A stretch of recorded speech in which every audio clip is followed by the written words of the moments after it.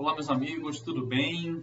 Sejam todos bem-vindos aqui nesse nosso encontro, né? Novamente falando sobre o livro Premissas do Reino, né?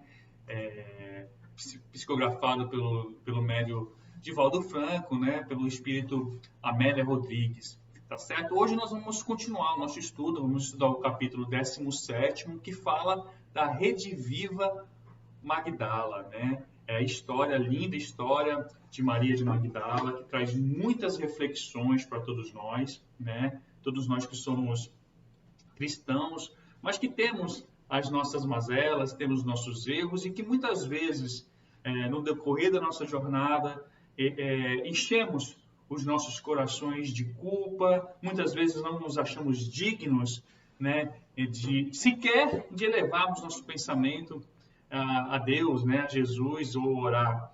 Então, as reflexões de hoje são nesse sentido, né, da gente poder perceber que apesar de todos os nossos erros, apesar das nossas mazelas morais, de alguns tropeços que nós damos na nossa caminhada, nada disso é capaz de acabar com a nossa herança. E qual seria essa herança?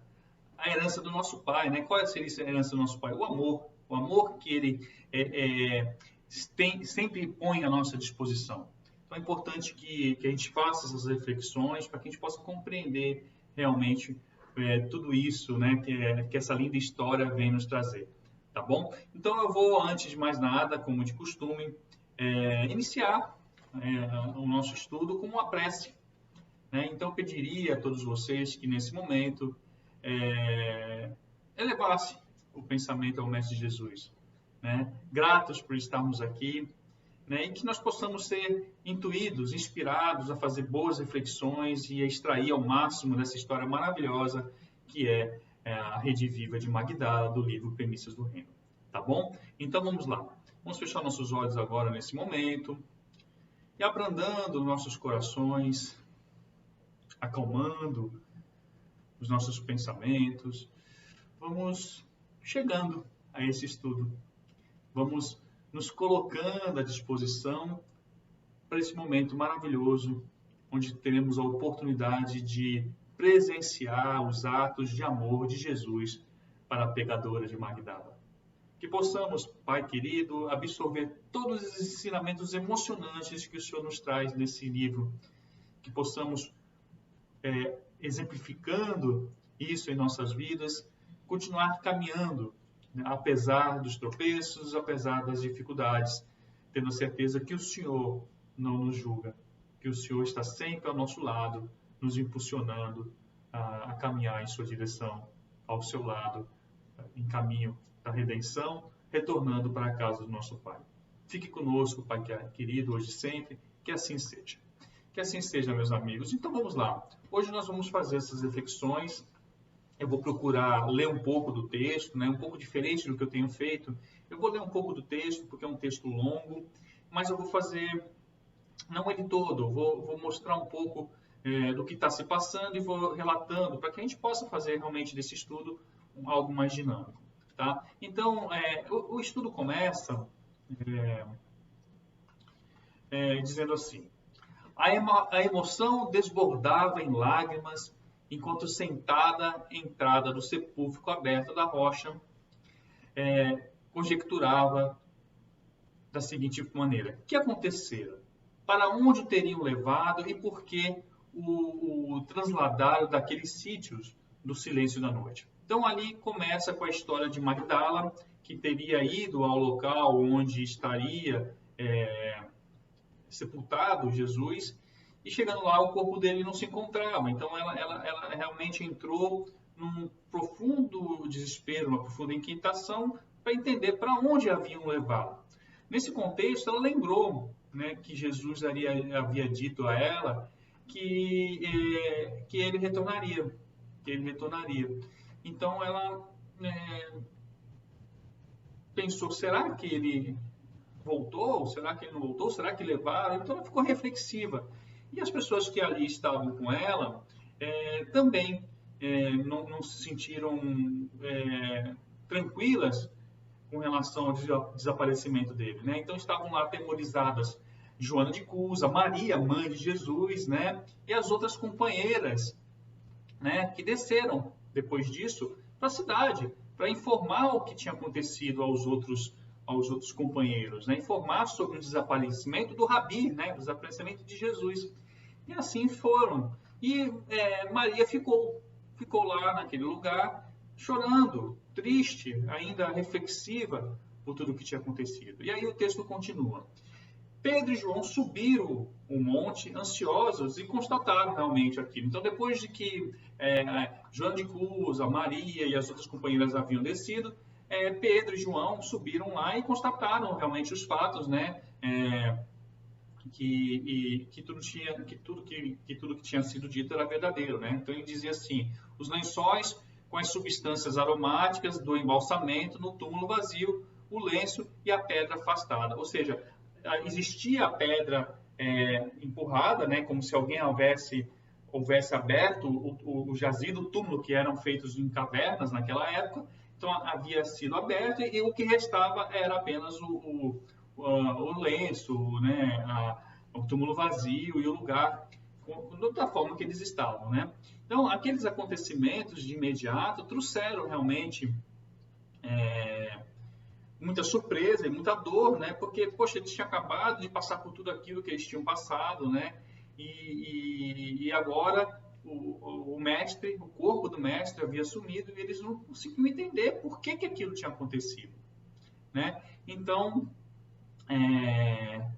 aquilo trouxe para eles um certo desconforto.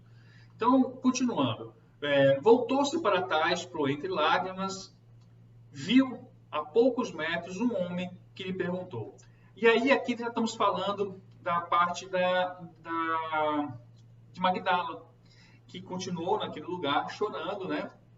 Com muita saudade, e que de repente ela vê a fisionomia de um homem que tinha um perfil de Jesus, né? E disse assim para ela: mulher, por que choras?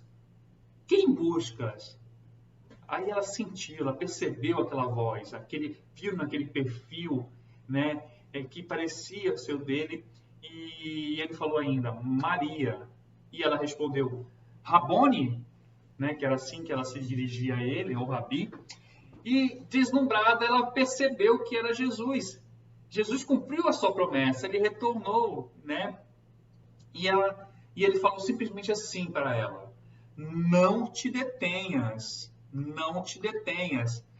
Vai para meus irmãos e dize-lhes que eu sigo para meu Pai e vosso Pai, meu Deus e vosso Deus. Então ela dali partiu, ela foi contar o que tinha acontecido, ela ficou eufórica. Realmente ele tinha retornado, ele tinha voltado à vida, né? Então ela ficou extremamente feliz e foi correndo, né? Descendo ao monte e correndo para contar a novidade, né? O que tinha acontecido, né? A todos aqueles que o seguiam. Então, chegando lá, ela vencendo aquela distância enorme, né? Ela chegou com eles que paravam num lugar, todos juntos, e disse da seguinte forma: eu vi o Rabi, o mestre voltou aos que os amam. E ela continuava chorando, né? Emocionada com aquela situação, né? Ela que realmente venceu uma batalha enorme contra as mazelas que ela trazia e encontrou nele a salvação. Ela ficou realmente muito emocionada, né? E disse o seguinte: mandou-me anunciá-lo aos seus irmãos, ele vaciar ao Pai. Ouve bem, Jesus vive, ela continuou. Então, naquele momento, ela surpresa, né, por aquela novidade e feliz por estar dando aquela notícia, Maria, mãe de Jesus, se aproximou dela e disse: conte-me, filha. Falou Maria ansiosa, aquela que era mãe de Jesus: fale-me tudo, fale-me tudo. Meu filho voltou, disse ela. A voz tremia de compreensível emotividade. Lá no fundo veio uma outra voz: não o creio. Bradou alguém dentre eles. O mestre morreu e deixou-nos nesta dificuldade a sós. Não creio na sua volta, só mesmo vendo.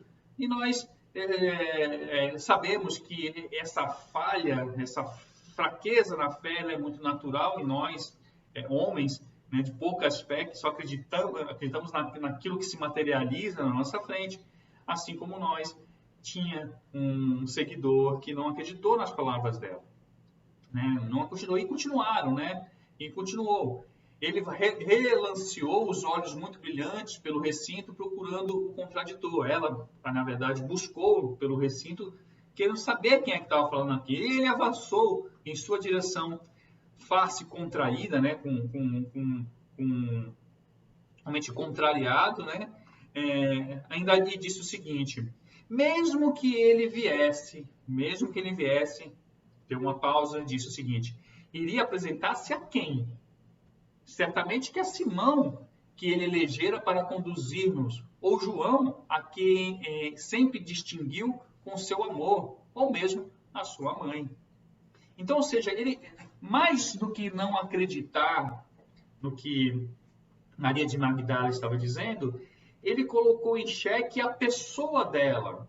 Por quê? Porque existiam dentre os seguidores, entre os apóstolos, pessoas de maior moralidade, né? Pessoas que eram mais próximas, pertenciam ao contexto mais próximo de Jesus.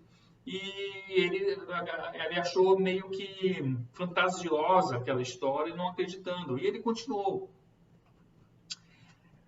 Mas a ti ele apareceu? Não, não o creio. Não creamos, disse a todos. Não é possível que ele tenha aparecido exatamente a ela. Não estiveram outras pessoas no sepulcro? João, Pedro, lá não foram? Por que ela? E aí, a gente para um pouquinho aqui e diz: por que esse questionamento, justamente em relação a Maria de Magdala? Quem conhece a história já vai entender. Mas quem não conhece, nós vamos continuar lendo o texto que nós vamos compreender. Mas eu vou dando uma introdução. Magdala, e o nome vem daí, né, da cidade de Magdala, que era uma cidade extremamente importante da época, de muita riqueza e que recebia vários viajantes. Magdala era de lá. Então, por isso, Maria de Magdala. Né? E Maria de Magdala, ela tinha uma vida dita moralmente frágil, né? Ela tinha uma vida de facilidades. Ela enriqueceu sendo uma pessoa que vendia prazeres aos homens que a procuravam, viajantes, homens importantes, de grandes posses. Então, ela vivia, ela enriqueceu dessa forma. E se tornou uma pessoa realmente muito rica, morando numa casa muito grande, muito bonita, com vários servos. De tudo do melhor ela possuía. Perfumes caros, joias, roupas, tudo ela possuía. Apenas uma coisa ela não tinha. Ela não tinha o amor que ela buscava. Estranhamente, o amor que ela conhecia era o amor comum. Mas ela, no íntimo dela, ela buscava um amor diferente, que ela não sabia explicar. E ela era uma pessoa extremamente, apesar da má vida, era uma pessoa extremamente caridosa e que sofria muito por viver daquela forma. Ela, apesar dela continuar fazendo, ela não tinha forças para largar aquilo, largar o luxo, largar o conforto, largar a riqueza, né? E ela continuava vivendo como uma cortesã da época. Mas ela tinha um coração bom, ela não podia ver pessoas que necessitasse, que ela de alguma forma estava ajudando. Aliás, diz o texto aqui, a gente pode até ser que passe por lá novamente, que mesmo os servos dela eram orientados a não fechar as portas para aquelas pessoas que necessitavam. Então, ou seja, era uma pessoa que no seu íntimo trazia a caridade, trazia o amor, mas que se julgava uma pessoa imunda, se julgava uma pessoa má, uma pessoa ruim, uma pessoa não merecedora de nada de bom. Por quê? Porque ela fazia coisas que ela julgava, sabia ser não bem aceitas aos olhos de Deus. Então aquilo a magoava. E a perseguia, na verdade, aqueles pensamentos. E ela buscava, de alguma forma, encontrar a felicidade e não conseguia, apesar de toda a riqueza, apesar de toda o conforto que ela vivia. E a história vem trazendo, então, esse novo contexto. E foi aí que eu iniciei o nosso estudo hoje. Quantos de nós, claro, nós estamos falando de Magdala, né, da vida que ela levava, mas quantos de nós não cometemos equívocos? Quantos de nós conhecemos a palavra, conhecemos Jesus, sabemos a conduta que deve ser dita, mas de vez em quando não erramos, seja com alguém, cometemos algum ato falho, e aquele ato falho acaba nos consumindo pela culpa, ao ponto de muitas vezes não nos sentimos dignos sequer de elevar o nosso pensamento a Deus, para pedir perdão, para pedir forças para mudar. Muitas vezes temos, nós que somos espíritas, acreditamos, né, na reencarnação, e nós sabemos que o que nós somos hoje é reflexo do que nós fomos. Então, nós, apesar de sermos pessoas melhores, tentando ser pessoas melhores, nós trazemos muitas mazelas ainda de outras vidas. E muitas coisas ainda incutidas dentro de nós. E às vezes é difícil de vencer. Um hábito ruim, um pensamento ruim, algumas atitudes ruins, não é? E isso enche muitas vezes nós que queremos melhorar, que acreditamos em Deus, nossos corações de culpa. E essa culpa nos impede de quê? De caminhar, né? Nos deixa muitas vezes fazer o bem por achar que vão nos julgar. Quem é essa pessoa para nos fazer o bem? Não era assim diferente com a Magdala. Tá? Era exatamente isso que acontecia. Ela se sentia uma pessoa indigna. Mas vamos continuar. E aí, voltando nessa história, que nós vamos aprofundar ainda, tinha esse cristão, né, esse seguidor de Jesus, que levantou essa dúvida. Mesmo assim, continuando o texto, com um grande esforço, vencendo o próprio sofrimento, retrucou ela em voz débil, em voz frágil: é verdade, mesmo que não creias, eu o vi, apesar da minha antiga e infeliz condição, balbuciou ela humilhada, a mim me apareceu há pouco o Rabi. Eu creio, filha. É emocionante, né? Acentuou a saudosa mãe, Maria, que era mãe de Jesus, não duvidou. Ela poderia ter dito, mas eu sou a mãe dele, ela apareceu para você? Não, ela disse o seguinte: eu creio, minha filha. Acentuou a saudosa mãe. Secreto pressentimento diz-me que meu filho vive. Eu o creio, porque sei que a nossa dor e saudade estão com ele. Com a sua saudade se demora em nós. Como sua saudade se demora em nós. Então veja como Maria, aquela mulher maravilhosa, de coração puro, acolheu aquela irmã que foi abalada, foi impactada, primeiro de felicidade pelo aparecimento de Jesus, depois pelo julgamento, pela dúvida imposta por uma outra pessoa que não acreditou que Jesus poderia aparecer justamente para ela, uma mulher de má vida, né? Que teve uma má vida. Aí, mentalmente, depois disso, ela refez os caminhos percorridos, longos e tortuosos. Então, a partir daquele momento, depois que foi envolvida por Maria, Magdala parou e começou a refazer toda a sua história, né? Até conhecer Jesus, até aquele momento. E aí que nós vamos entrar na parte mais bela dessa história, que fala realmente e que traz para nós a essência do ensinamento que a gente precisa levar daqui hoje, né? E aí ele continua. Muitas vezes a bofetada lhe instrugiria em plena face. Era mesmo natural que lhe duvidassem da palavra. Ela se sentia toda a podridão, ou seja, ela mesma já tinha isso contra ela. Não fora o chamado do Rabi e estaria talvez na enxerga da infinita descompostura ou na total destruição. Ou seja, se não fosse Jesus ter tido com ela e conversado com ela, trazendo para ela novos pensamentos, talvez ela tivesse se aniquilado na vida que ela existia, né? Em comum proclamasse meditava em impedir-lhe a propagação. Ou seja, sempre ela vinha com esses pensamentos, né? E o que impediam ela de muitas vezes ir mais longe, né? naquele propósito que ela queria, por se sentir culpada. Né? Quantas novas tentações ela continua? Isso no pensamento dela. Procurava sublimar, só ela o sabia. Então, apesar do esforço, né, apesar dela já ter sido convertida por Jesus, por vezes ainda haviam pensamentos ruins, por vezes ainda haviam pensamentos que atentavam a voltar para aquela vida, a dificuldade financeira, muitas vezes a falta do conforto que ela possuía. Isso vinha na mente dela, mas ela lutava verdadeiramente contra aquilo. Facilmente se empreca contra o erro, mas bem pouco são aqueles que alongam as mãos convertidas em alavancas de soerguimento para ampararem as vítimas da ignorância e da criminalidade. Então, ela fazendo as reflexões dela, ela vê que ela tinha os erros dela, que ela lutava contra as suas paixões, mas que, apesar disso, ela reconhecia também os seus méritos, que apesar de todas as mazelas que ela trazia, ela conseguia, de alguma forma, fazer o bem, ajudar aqueles que ela precisava. Então, ela dava o devido valor a isso, embora não se achasse digna. E no texto ainda fala, não que desejasse se justificar. Ela só estava demonstrando que, apesar disso, existiam pessoas que sequer ajudavam. Né?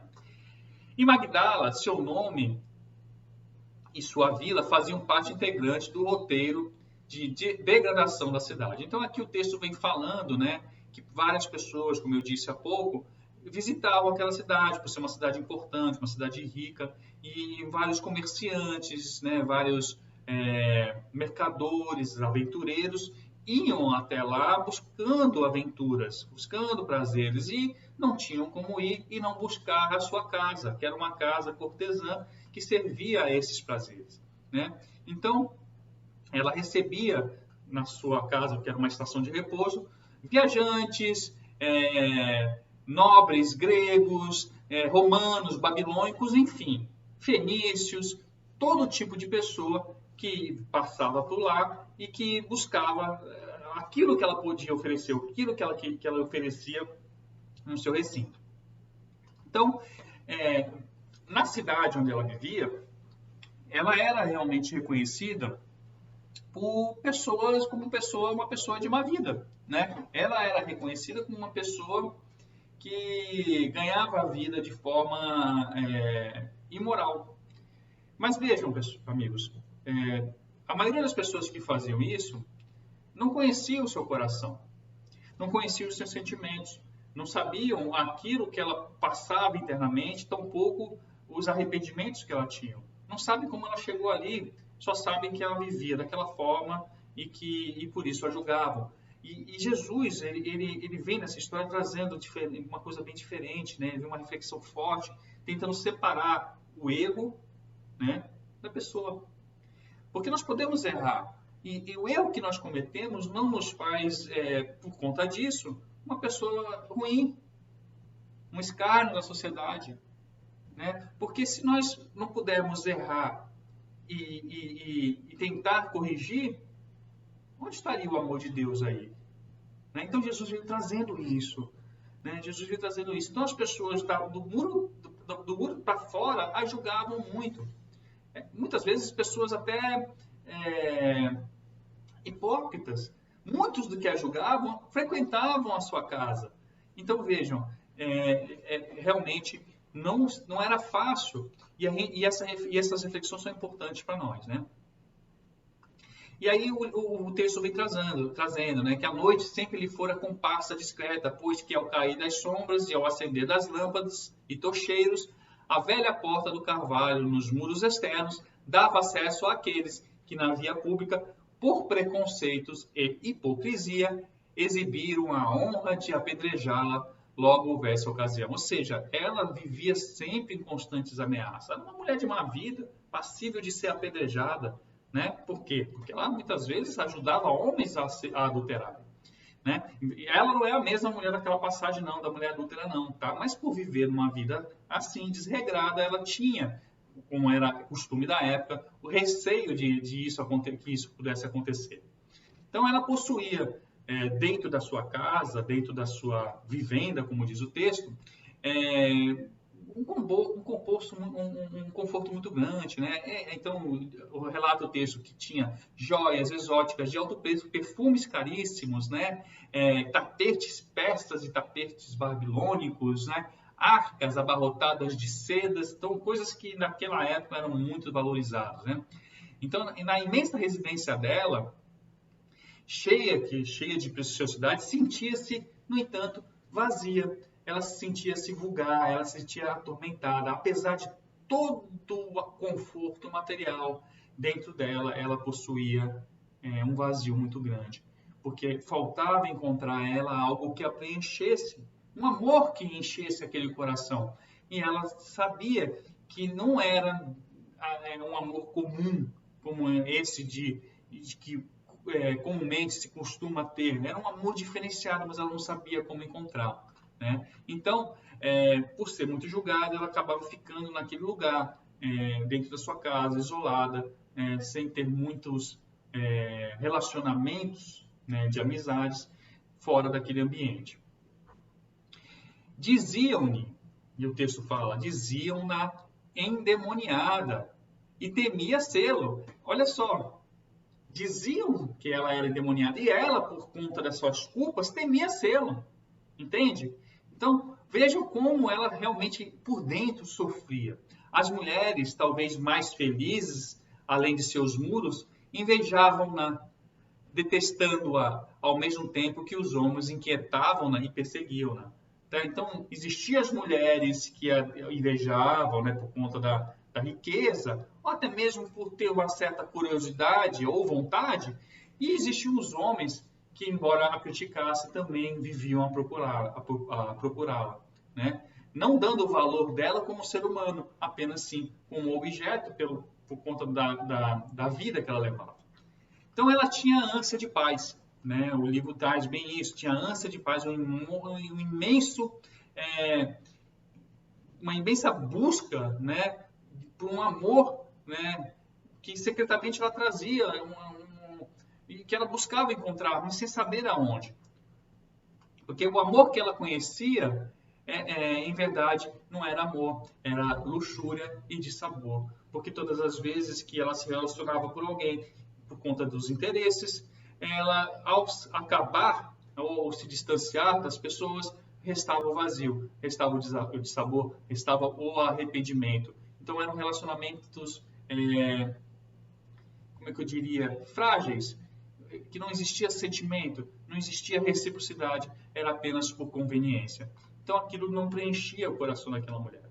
Então ela, de coração generoso, gostava, né, como eu disse, de ajudar, né? Ela se sentia feliz com isso, compreendia a dor dos infelizes porque ela mesma era infeliz. Então, por ser infeliz, ela tinha um olhar diferente para aqueles que sofriam e buscava ajudar todos aqueles que a procuravam e orientando, como eu disse, todos os seus próprios servos a fazer o mesmo. E aí, o texto traz o seguinte: quando a serenidade lhe possuía a mente, voltava à infância. Quando criança, risonha, como em sonhos e levos festivos, surpreendendo-se depois com a realidade caustigante. Então, ela buscava a eternidade para fugir da realidade que ela vinha, mas infelizmente isso logo passava e ela voltava a sofrer. O nome dele soava na acústica dos corações, como a melodia suave de uma harpa tangida ao longe. Jesus já estava sendo conhecido naquela época por várias regiões. E o nome dele era rodeado de muitas realizações, de muito amor, de muita paz. Todos aqueles que se aproximavam dele conseguiam sentir isso. A dor foge ao contato das suas mãos e a luz dilata pupilas mortas. Uma alegria espiritual invade aqueles que convivem com ele. Uma esperança estranha e doce empolga os corações onde ele se encontra. comentavam todas as vozes. Então, em todos os lugares que se comentavam de Jesus, o assunto era esse, as coisas grandes que ele fazia. Ele curava os doentes, ele fazia cego enxergar, ele ressuscitava os mortos. Enfim, ele tinha, realmente, ele estava ganhando uma repercussão muito grande dos seus feitos, né? O amor, o acolhimento que ele dava. As servas de Magdala já o conheciam e foram falar dele para ela, chegando uma a dizer que ela deveria, que ele estaria lá e que ela deveria conhecê-lo. Só que Magdala pensou, mas ele vai querer me conhecer? Eu que levo a vida, como você bem sabe, ele vai querer? E ela disse: o diálogo ocorreu da seguinte forma. A jovem, que a escutara às vésperas, falou com desembaraço: Senhora, hoje ele pernoita perto daqui, em Cafarnaum, e de vê-lo, senhora. A voz era quase súplice. Dançavam ali na mente as fantasias do seu desespero e assim mesmo considerou: receberia o teu rabi? Dissera com desprezo de si mesma: os rabis não são puros e detestam os infelizes, levantando a voz para ameaçar com castigos e punições aqueles que, iguais a mim, tombaram nas rampas da desgraça, porque os rabis daquela época eram aqueles rabis que julgavam as pessoas. Então ela acreditava que Jesus, apesar da sua notória fama de fazer o bem, de acolher as pessoas, não iria recebê-la bem, ia acusá-la de uma mulher de má vida e não ia querer ela no mesmo ambiente que ele. E aí a serva disse: o rabi, esclareceu a jovem entusiasta, ama os sofredores e confabula com todos, né? Informando que as impurezas muitas vezes estão ocultas e ninguém as vê, dignos todos, no entanto, de compreensão e ajuda. Ou seja, ele fala assim, tem pessoas, como a senhora, que todo mundo sabe que comete erros, mas tem aqueles que são discretos, que cometem erros de formas ocultas e que ninguém conhece. Todos esses, os que todos sabem, aqueles que são ocultos, merecem a compreensão e ajuda. Mas eu sou diferente, contemporiza, né, Maria de Magdala. Tu sabes que sou. Lágrimas fluíam, quentes e confortadoras, como há muito não se expunha. Senhora, continua a serva, ele diz que veio encontrar o que estava perdido. Sou uma condenada, diz Maria de Magdala, dominada por espíritos imundos.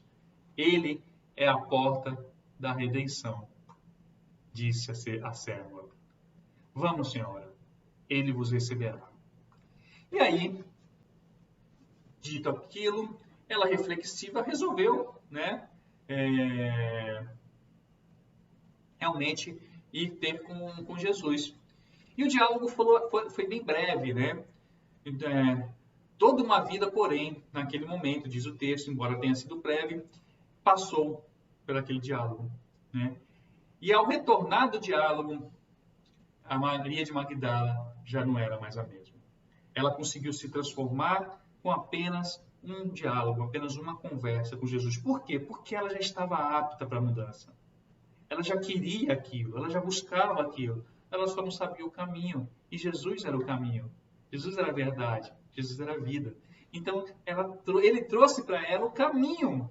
E ela, de imediato, teve uma mudança muito grata. Na manhã seguinte, Magdala soube, pasmada, a notícia da conversão da pegadora. Então, quando eu falo assim, na manhã seguinte, Magdala é a cidade. Então, a cidade soube, né, surpresa da notícia da pecadora, né? E muitos zombaram, muitos falaram, ela não vai conseguir, ela não vai largar o luxo, ela sempre foi louca, daqui a pouco ela volta aquilo que ela voltava, a cidade não pode perdê-la, ela voltará a ter as noites de prazer. Então, eram várias pessoas realmente não é incentivando, né, tentando botar ela para baixo. Mas a cidade era realmente muito paradoxal. E Magdala começou, então, naquele momento, a se desfazer de todos os seus bens, de todas as suas riquezas, e a distribuir aos pobres, ficando apenas com aquilo que ela precisa para a sua subsistência. Então, ela realmente resolveu mudar de vida. Era a oportunidade que ela esperava e ela resolveu abraçar. A cidade de Magdala, havia um homem com hábitos estranhos, né? Ele se chamava Simão, né? E Simão permitia-se a devaneios, né, de receber pessoas ilustres que transitavam pela cidade. Então ele tinha um hábito de receber em sua casa pessoas que por ali passavam. Simão era um fariseu, tendo o orgulho de zelar pelas tradições e exibir a fortuna pessoal. Então ele era um homem extremamente correto perante a sociedade, né? Ele possuía uma certa condição social, uma certa riqueza, e ele era aquele que pregava pela tradição, né? Como um bom fariseu, ele pregava pela tradição. E ele ouviu falar de Jesus. E quando ele ouviu falar de Jesus, ele achou que seria interessante convidar aquele homem extremamente reconhecido para o seu convívio. Então ele mandou convidar. Ele mandou convidar Jesus para ser recebido em sua casa. Né? E disse o seguinte: Simão, como todas as pessoas de Magdala, ouvira falar sobre Jesus. Empolgado com a notoriedade do Galileu, teve a ideia de recebê-lo em seu lar, apresentá-lo aos seus amigos, dialogar com ele. Talvez, pensava Simão, ele fosse o esperado libertador. Sabendo que o mestre se encontrava perto de Magdala, enviou emissários com um convite auspicioso. Jesus aceitou. No dia aprazado, foi até a casa de Simão, né? E lá foi recebido muito bem, ao meio de várias pessoas curiosas. Ele foi recebido naquele ambiente de festa, né? Com muitos grupinhos falando. E lá esperavam realmente que Jesus fizesse alguma coisa diferente. Os divãs espalhados receberam os convidados confortavelmente e os servos que conduziam as pequenas mesas com iguarias e frutos secos puseram-se obsequiosos a servir. Harpas tocavam músicas.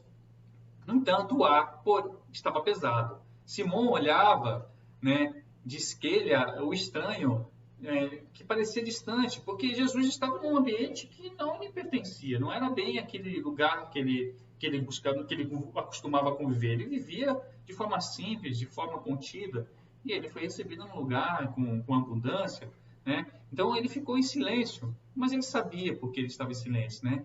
O silêncio incômodo entre os convidados tornava a festa um pouco desagradável, não era aquilo que eles estavam acostumados.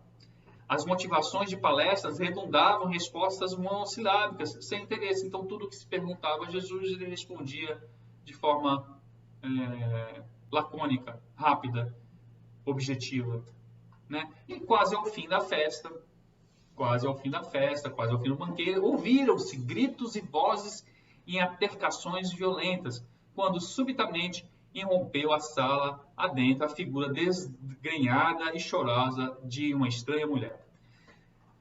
Vejam só, esse contexto que eu estou falando, lembra? Jesus apareceu em Magdala, né? Ela foi lá falar com os discípulos, ninguém acreditou, somente Maria, e aí ela começou a refletir do passado. E ela estava refletindo desses momentos, antes da sua conversão, até ela ser convertida. Então, isso tudo faz parte do momento de memórias que ela estava tendo, naquele momento que duvidaram que ela tinha visto Jesus, tá? Só contextualizando. Então, apareceu uma mulher estranha. Quem era a mulher? Maria de Magdala. Maria de Magdala adentrou pela festa, chorosa, né, aflita, e foi falar com Jesus. Caiu aos seus pés e começou a lavá-los. Quebrou um vidro de perfume e ungiu os seus pés. E secava com seus cabelos, né? Secava com seus cabelos, isso está na Bíblia. Nós vamos encontrar esses relatos todos lá, né? Então, ela fez isso, começou a cuidar, lavar os pés de Jesus, e aquilo realmente causou um transtorno muito grande, né? Porque Simão, ele ficou assustado, porque ele conhecia aquela mulher. Ele, o fariseu, o defensor da moralidade e das liturgias, das tradições, ele já tinha ido naquela casa. E ele ficou com medo, ele ficou receoso. Ele teve o ímpeto de expulsá-la de lá. Mas ficou com medo, ele conhecia ela, sabia do que ela era capaz. do que ela era capaz de fazer, e ficou quieto, esperou. E as coisas foram acontecendo, né? Nesse momento, depois dessas reflexões, Maria, transtornada, né, pela vitória que experimentara desde o encontro com Rabi, sentindo-se liberta de 7 espíritos demoníacos que a enfeitiçavam, era outra inteiramente renovada.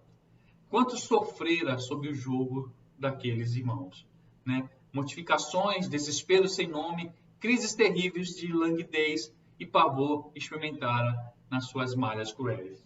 Desde, porém, que os seus olhos claros incidiram sobre ela, os olhos de Jesus, na noite que o fora ver, que se sentia libertada, se sentia livre daquelas coisas, né? Então, ela recordando disso, né, de tudo aquilo que ela passou, resolveu ir até ele para mostrar que realmente ela tinha vencido todos aqueles pesares, tinha resolvido mudar de vida e que estava disposta, né, não só a lavar os pés deles, mas a lavar, né, a própria vergonha, a própria honra, né? Então, animada por tais pensamentos, seguiu arrebatada, né, seguiu em frente, com muita esperança. E ele agora ali, né, todos a fitavam naquele lugar, né, com muito desagrado, porque ela entrou naquele lugar, ela foi corajosa, ela sabia, ela entrou naquele lugar sabendo que tudo poderia acontecer, inclusive fosse apedrejada. O que menor poderia acontecer era ser expulsa dali, mas ela encorajada pelas circunstâncias, ela encorajada pela mudança que ela teve na vida dela, ela resolveu enfrentar e foi ter com Jesus, né? Foi ter e fazer aquilo que ela estava disposta, se ajoelhar aos seus pés e lavar os seus pés. E aí, aquilo deixou Simão muito contrariado, que resmungando disse: se este fosse um profeta de verdade, bem saberia quem e qual é a mulher que o tocou, pois é uma pecadora. Veja, ele fez uso dessa pecadora, dos seus serviços, mas a julgava como sendo uma pessoa melhor que ele, né? Porque ele era um fariseu. Jesus relanceou tranquilamente os olhos muito puros e com serena entonação de voz indagou: Simão, uma coisa tenho a dizer-te. Dize-a, mestre. Um certo credor tinha 2 devedores. Um devia-lhe 500 e outro 50 dinares. Não tendo eles com o que pagar, a dívida perdoou-lhes a ambos. Dize, pois, Simão, qual deles o amará mais? Simão sorriu pela primeira vez. Era astuto, hábil nos negócios, instado à conversação direta, respondeu com alegria: Ah, senhor, tenho para mim que aquele é quem mais perdoou, ou seja, aquele que devia 500 dinéis, né? Então, com certeza seria esse o dinários, desculpa. Aquele que devia 500 denários seria aquele que mais amava Jesus. E aí Jesus respondeu: julgastes bem, Simão. O rabi então dirigiu-se para a mulher sofredora e inquiriu Simão outra vez: veja esta mulher? Entrei na tua casa e não me deste água para os pés, mas esta regou-me os pés com lágrimas e os enxugou com seus cabelos. Não me deste ósculo, mas esta, desde que entrou, não cessa de me beijar os pés. Não me ungiste a cabeça, Simão, com óleo, mas esta ungiu-me os pés com unguento. Por isso te digo que os seus muitos pecados lhe são perdoados, porque muito amou. Mas aquele a quem pouco é perdoado é porque pouco ama. Simão, naquele momento, ficou estarrecido, porque, veja, ele foi colocado numa situação constrangedora perante os seus amigos. Como que uma mulher daquela, de má vida, poderia ser mais perdoada, poderia amar mais do que ele, né? Abriu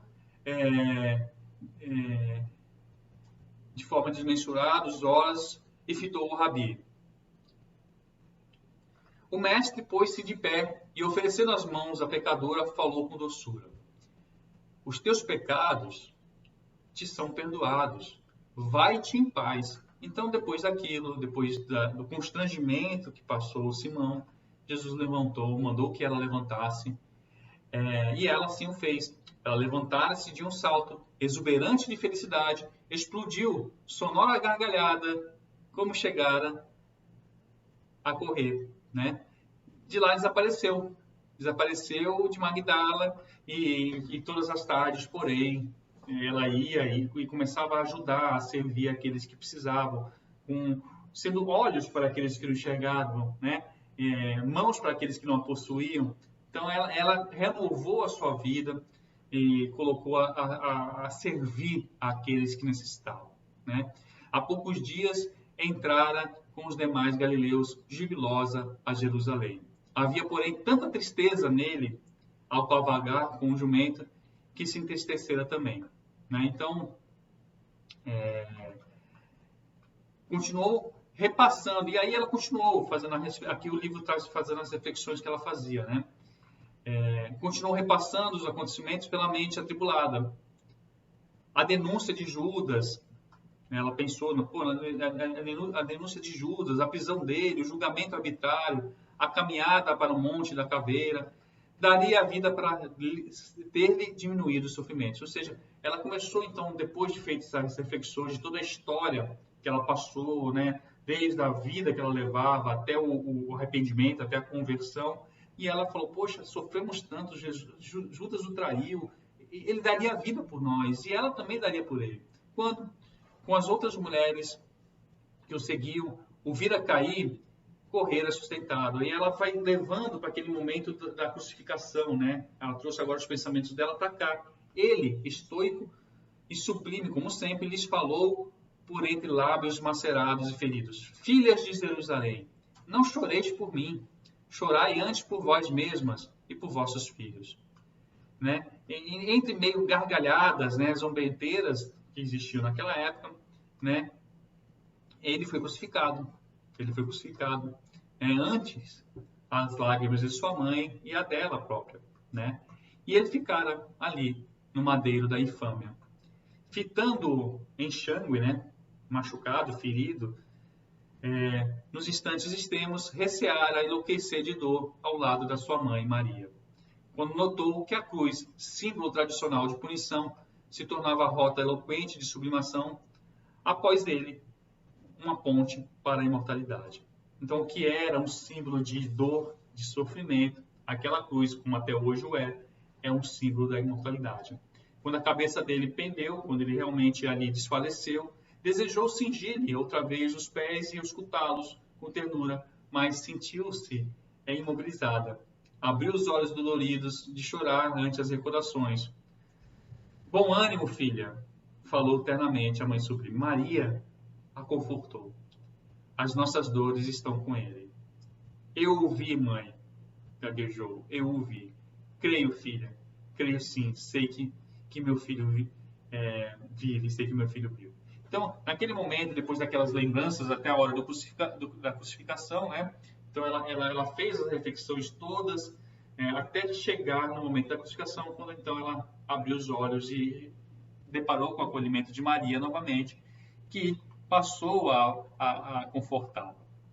Depois daquilo, os dias se passaram, agora feitos de saudades e recordações, voltou com os companheiros a Galiléia, franca e generosa, às águas inquietas do mar, com ele, que com ele tanto amava. A frase terrível com que o companheiro invigilante a satirizara continuava a persegui-la mentalmente. Então, apesar de todas as reflexões que ela fizera, ela ainda se sentia doída com aquela frase daquele companheiro de crença que a julgou, dizendo que ela estava mentindo, dizendo que Jesus não apareceria para ele. Lá na Galiléia, Jesus reapareceu e falou longamente a todos, quase 500, e conciliando-os a pregação dos seus ditos e a edificação do reino da luz, das fronteiras do Espírito, disse: Ide e pregai, meus irmãos, Ide pregai a todas as gentes, no mundo só tereis aflições. Soavam no ar os novos ensinos. Ontem foram as notícias trazidas pelos jornaleiros dos caminhos de Emaús. Hoje é a pesca incomparável, ausente.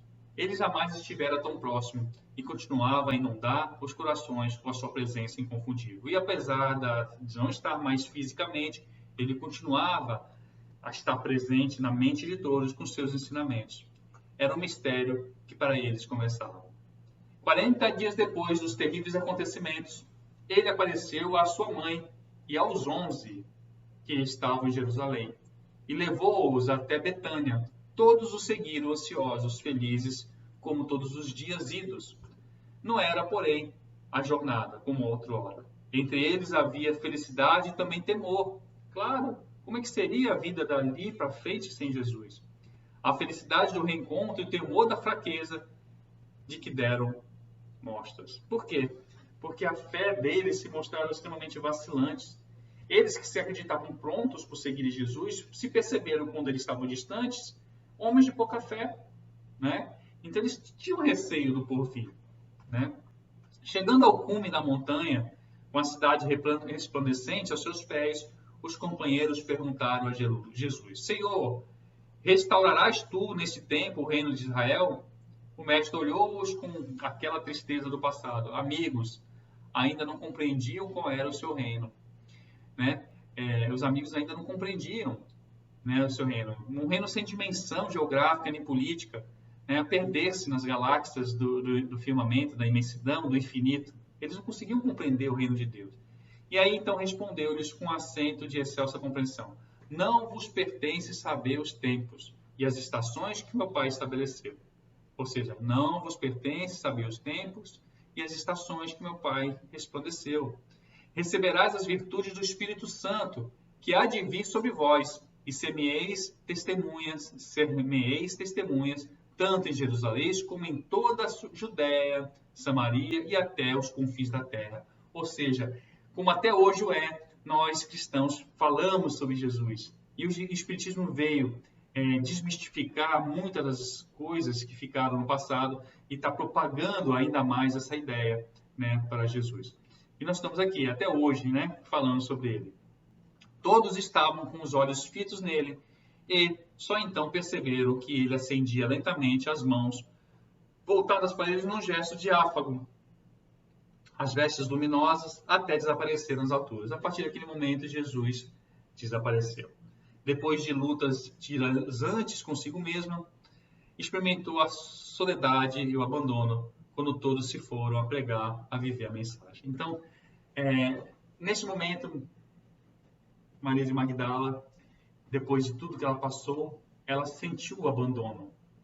Ela ficou só, porque todos foram pregar. E ela ficou buscando o que ela iria fazer. E estando a sós, a pervagar pelas praias longas que o recordavam, né, trajetos que fizeram juntos, encontrou rancenianos, que vinham de longe a buscar socorro nas mãos dele. Como chegaram tarde, abraçou-os como irmãos e partiu para o vale dos imundos, diz o texto, cantando salmodias e felicidade. Rediviva desde quando o conhecera. Ao morrer às portas da cidade de Éfeso, demandou a vida nos braços de Jesus, aquela cuja experiência e amor total ao Mestre são lições vivas vencendo os séculos. Muito bonita essa história, né, meus amigos? É emocionante. Quem não leu, porque eu cortei alguns trechos para falar com vocês, eu oriento a ler, porque eu me emocionei ao estudar essa história, porque todos nós somos filhos de Deus. E na nossa jornada, nós nos esquecemos nisso a cada erro que cometemos. E é importante que nós possamos lembrar que dentro de nós jaz uma luz, uma semente de amor pronta para germinar. Que precisamos esquecer o passado e caminhar, né? Esquecer os erros e caminhar. Vamos errar ainda, mas Deus, Jesus, sempre estará de braços estendidos a nos oferecer, a nos soerguer. Que possamos sempre acreditar nisso, né? Que possamos também não nos colocando melhores que ninguém, para não desprezar as pessoas, né? Nunca esqueçamos que somos pessoas todas errantes aqui na Terra e que, apesar dos níveis diferentes, dos erros diferentes, estamos todos buscando as nossas melhorias. Então, que nós nunca nos coloquemos acima de ninguém e nunca nos coloquemos a julgar ninguém, porque nós também já temos as nossas mazelas a carregar.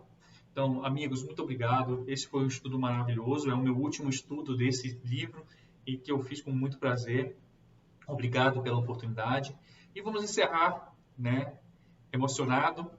Uma prece muito bonita, sentida, né, elevando o nosso pensamento a Jesus, agradecendo essa oportunidade, Pai querido. Que possamos, Pai, aprender a conviver com os nossos erros, ter força para mudar, para vencer as nossas mazelas, acreditando sempre, Pai, que somos Seus filhos e que somos capazes de buscar a melhoria. Que possamos ser também fonte de esteio para aqueles que ainda não encontraram o caminho. Que possamos, Pai querido, finalmente seguir em direção à Sua casa, à Sua verdadeira morada. Abençoe a todos nós, abençoe as nossas famílias e fique conosco hoje e sempre. Que assim seja.